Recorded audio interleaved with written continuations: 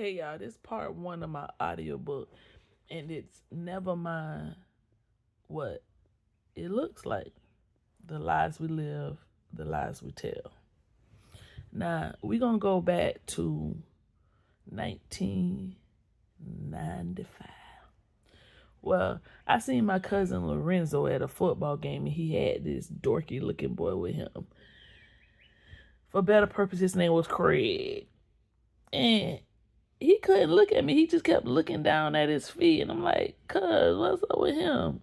He was like, cuz, don't worry about that. And this is my cuz from my daddy's side. So I was excited to see him because we didn't get to see each other that often, right?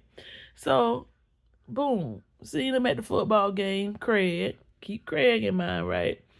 And me and my cousin chop it up. And he like, who you go with, cuz? And I'm like, oh, I'm out here for number 6, whatever, which was my first boyfriend at the time, right?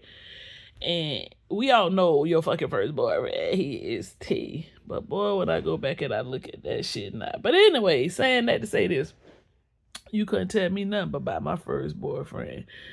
Whew, child, please. So I ain't see nothing else, but I did notice Craig, and he was kind of cute. And I'm like, he cute.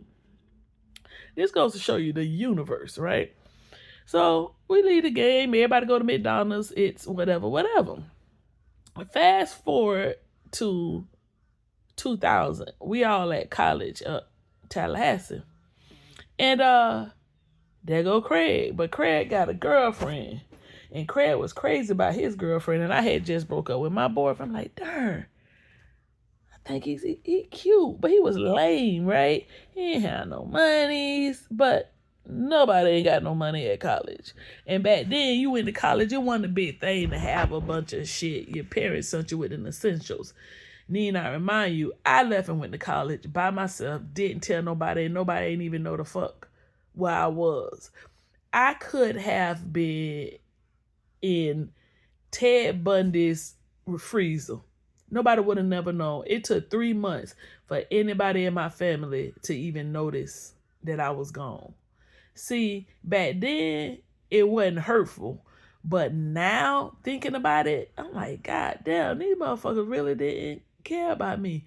And if I had took that into account, it could have saved me a lot of heartbreak later with trying to family please. But that's a whole nother story. Well, anyways, he seen me. He said he had a girlfriend, blah, blah, blah. I had hung out with him and my cousin in his room, but it was all of us one time. I'm like, dang, I like him or whatever. And my cousin already told me he had a crush on me. So he got my phone number and we talked, whatever. But I wasn't never no hit it and quit it kind of girl. And he wasn't trying to leave his girlfriend at the time. He wasn't finna hit and quit these goods. So that was that. End of that. So I dated somebody else. He did whatever. I ain't see him no more. Well, Tallahassee got kind of expensive. So everybody moved back. Not at the same time, but like at different stages, everybody moved back. I moved back home, got a job, found me an apartment. He moved back home with his mama. My friend that I was living with up there, she had got her a place or whatever. And as a matter of fact, I moved in with her after I had broke up with my boyfriend. Well, let's rewind that. So when I moved back for a white boy, y'all. Yup, Ashanti moved back for a white boy. And I was living at his mama house. And shit's so funny to think about it because I really like dude for whatever reason, but it was something so culturally different. And me being me, just, you know what I'm saying?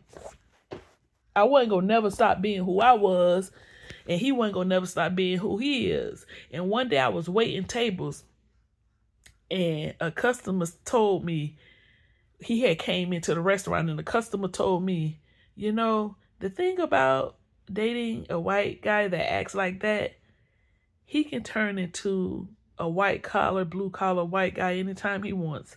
All he has to do is take the goals out his mouth. Do y'all know that motherfucker done took them goals out his mouth? Yeah. That goes to show you, again, that God's plan.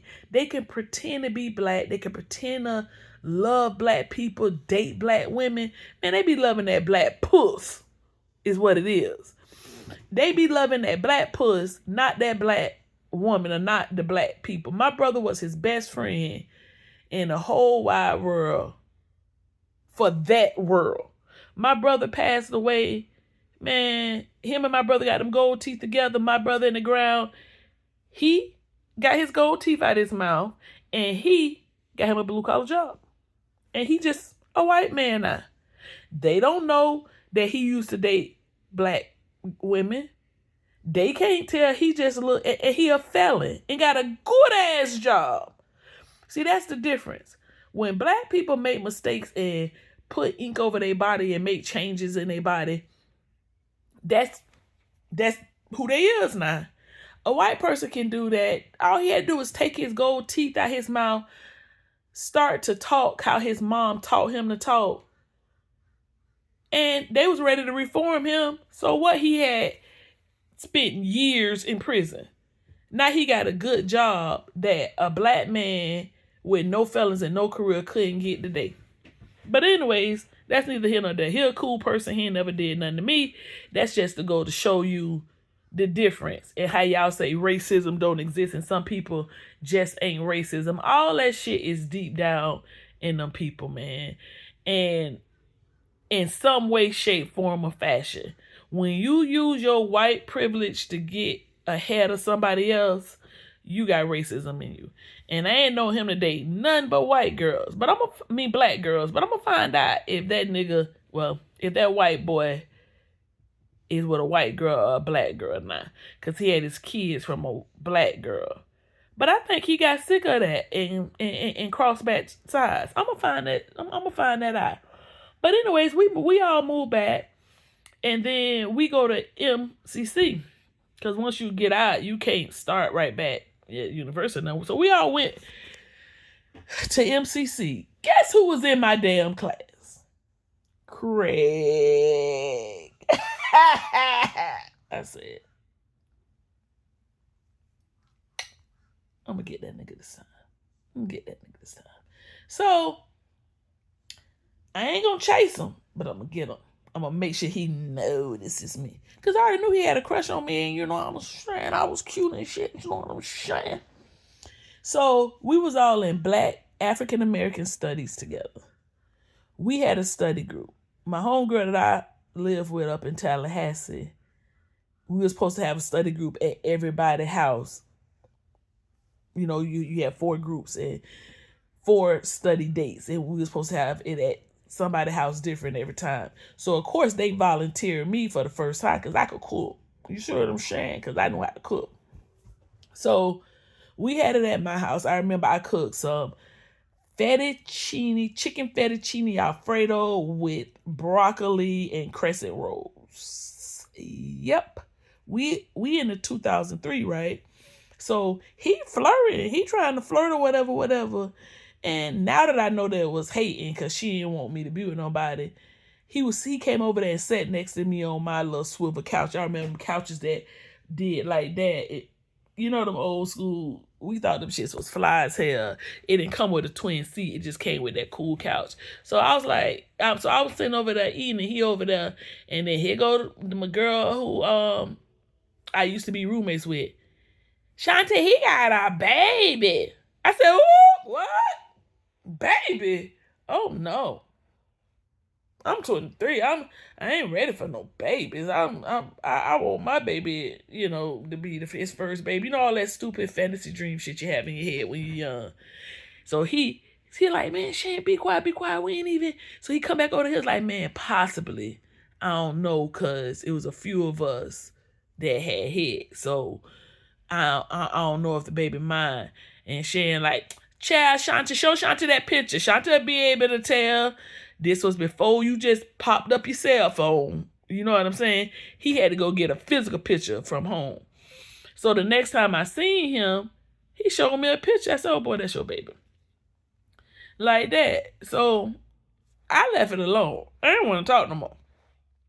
But then Valentine's Day came and he called me. He like, what you doing? I'm like, I ain't doing nothing. I ain't got to work tonight. So he's like, I'm going to come over there and I'm going to chill with you. I said, okay. Come chill with me. We watching a movie. We started kissing. Yeah, now. Yes, I remember like it was yesterday. It's how that kiss and Robin. Motherfucker could kiss, right?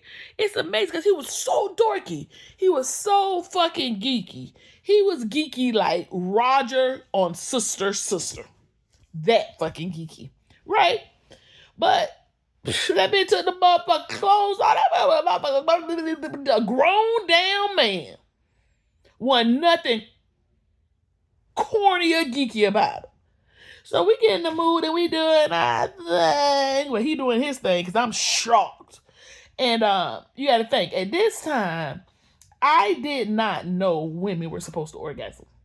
So, yeah, it felt good. And I thought I was doing my bit with shit. I just got the natural good goosh. You know what I'm saying? And so, you know, I knew how to flow my body with somebody, but I did not know, literally did not know that I was supposed to be going. Tell you about that later on down the line. Anywho, all of a sudden he stopped. Well, he finished. And then the nigga slid down the damn wall and started crying. I'm like the dude. I'm like, hey, hold on, you okay? You okay? Listen, we ain't never got to do this again. Like, I don't know why you crying. What? He was like, man, you know how you want something, you been wanting something your whole life and you finally get it. And then it's better than what you thought it was going to be. He's like, man, that shit's scary. I was like, listen, we can go back to being friends. I said, let's just go back to being friends. You know, we're going to finish this damn class and let's just go back to being friends. And it ain't got to be nothing. I ain't going to talk about it. You don't talk about it. Let that be that. You're like, nah, man, nah, that ain't what I want to do. I'm just, he got his hands in his head and he just crying. Yeah. I'll be back for chapter 2.